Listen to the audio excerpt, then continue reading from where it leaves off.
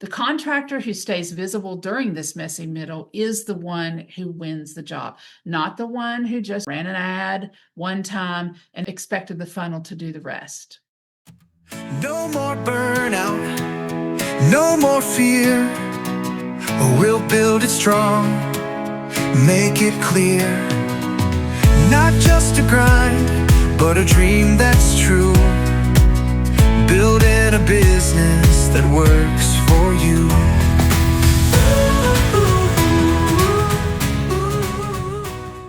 Welcome back to The Builder's Edge. I'm your host, Deanna Lucas, and today I want to challenge one of the biggest ideas in marketing, the sales funnel.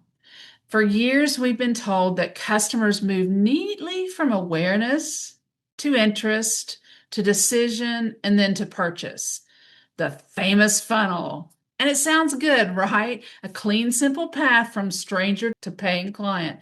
But here's the truth. That's not how people buy anymore. Don't panic. I know you're thinking, oh my gosh, here's another podcast telling me I've got it all wrong and I need to fix everything. No, relax.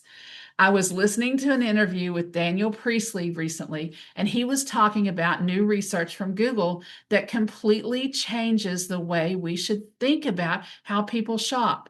And when I heard it, it stopped me in my tracks because it explains why so many of my builders and contractors feel like marketing doesn't work the way it used to. And we'll explain that today. Today, I'm going to break it down what Google calls this messy middle of the buying journey and explain why the funnel is pretty broken and show you how to adapt so your business wins more of the jobs you're bidding on. Let's start with the old way. The traditional funnel says that people see you, they get interested, they decide to buy, and it's so nice and straight and predictable. But here's the problem. Buyers don't move in a straight line, not anymore. They're not sitting at the computer thinking, okay, I've seen the ad. Now I'll move on to the decision. That's not real life. And if you've ever wondered why people ghost your quote or why they say, I'll think about it, and then disappear, it's because the funnel oversimplifies it. It oversimplifies human behavior as well. This is not how it works anymore. It's like building a house and assuming there will be 0 delays, 0 change orders, 0 weather issues as well. Sounds nice, but it's not reality. It's not the actual truth. And here's what Google found. There's this huge gap between the moment someone thinks, I might need this, and the moment they actually buy. They call this messy middle. In this space, buyers don't move in order.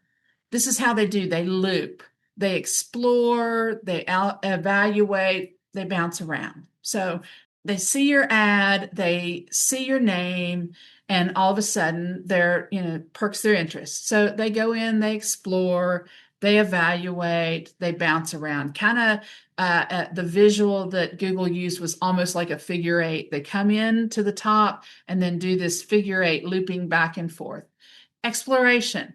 This is when they're browsing. They're gathering options. They're seeing what's out there. Let's say they think to themselves, we've outgrown this house. We really need to either do an addition or renovate the bathrooms or the kitchen or whatever. We need to do something. So now they're looking at all their options. What can we do? Seeing what's out there. Now they've done this exploration phase, looping around through people's stuff, looking at your stuff, looking at their stuff. Now they're going through an evaluation. They know what's out there. They kind of got an idea what's next.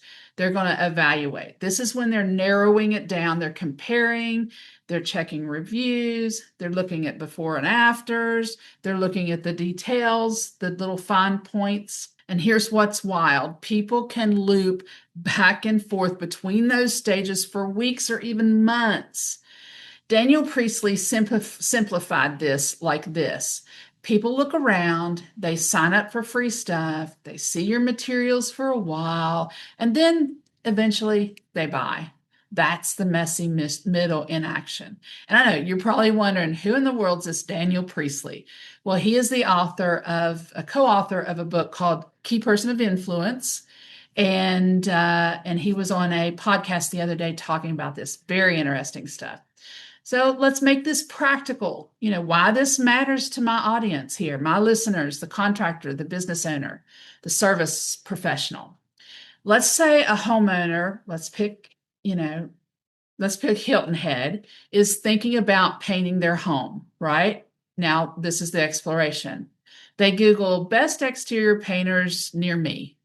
They check Instagram for befores and afters, and they ask their neighbors, who did they use? They find out. They're gathering this information. Now they're going to start the evaluation of that information. They compare websites. They go look at your reviews. They compare his before and afters to her before and afters. And they maybe save a few Facebook posts to look at later. And they grab some free stuff. They grab your free guide on the 5 mistakes to avoid when painting your home, or they fill out a form for a free estimate. If you're a painter, let's talk about this. This is an example, and this is an example of free stuff. If you're a painter, I recommend that you offer a free guide on maybe choosing the right paint for like coastal homes, or if you're in the mountainous areas, choosing the right paint for our Minnesota winters, If you're a remodeler, give them a planning template for their next addition. If you're a designer, maybe it's a free design concept or inspiration sheet. Or even a free evaluation where you look at their project and give some direction.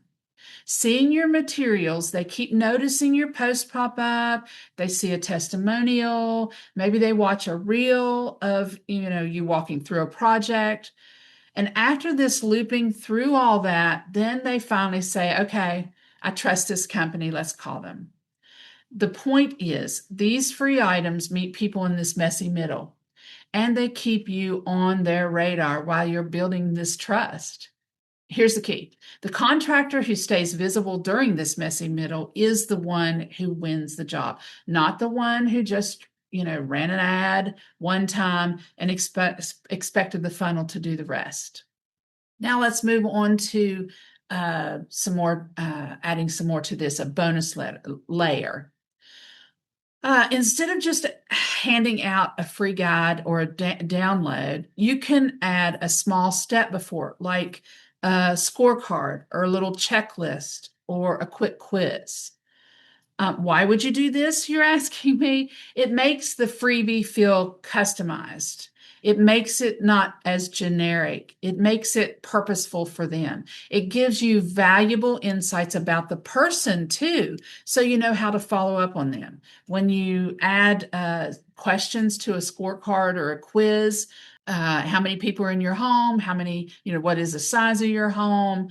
What type of addition were you thinking about? Or let's say it's, home, maybe maintenance. What type of problems are you having with your home? Do you check this regularly, check that regularly? Different little freebies and little quizzes and things that you can ask gives you valuable information.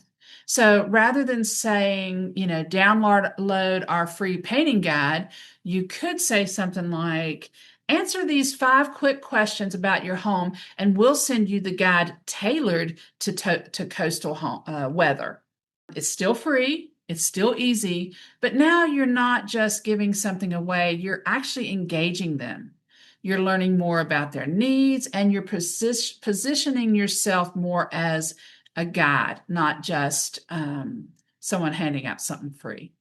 And this isn't required, though, but if you want to stand out in the messy middle, it is a powerful strategy to consider.